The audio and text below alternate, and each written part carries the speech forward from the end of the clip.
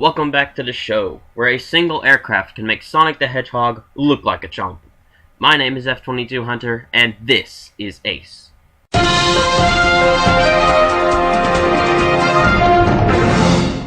It's the Cold War.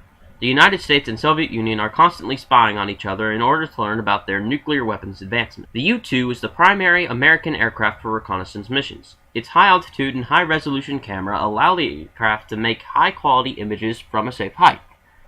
Or so they thought. The U-2 had one overlaying issue, though. It was slow. Its slow speed, combined with its large radar cross-section, made it easily detectable by Soviet radar.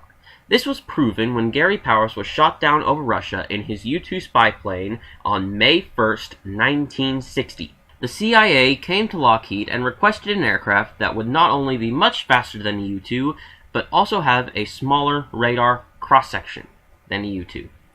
Powers being knocked out of the sky only heightened the urge to create an aircraft that could take over the U-2's job.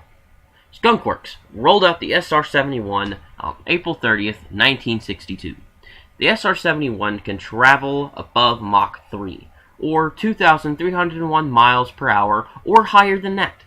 It can fly higher than 80,000 feet in the air, and is the fastest and highest flying jet in the world. It's made out of titanium and a ceramic frame.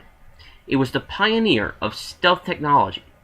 Its airframe was designed to reflect radar waves away from the craft. It also contained a plastic composite on all the leading edges to absorb any radar waves it encountered. It was first delivered to the Air Force in 1966. Each Blackbird needed two crew members, a pilot and the RSO, the Reconnaissance Systems Officer.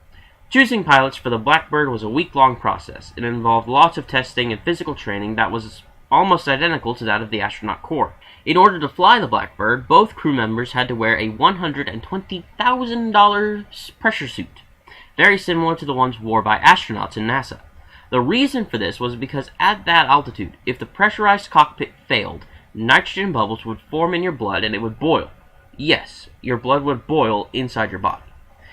That's why the pressurized suits would add a layer of protection between you and the outside world. The cockpit was built into the fuselage, unlike most aircraft where it sits on top of the airframe, so the crew was actually becoming part of the aircraft itself. This was done to keep the stealth aspects of the Blackbird functioning, which in turn kept the crew alive while they were in the air.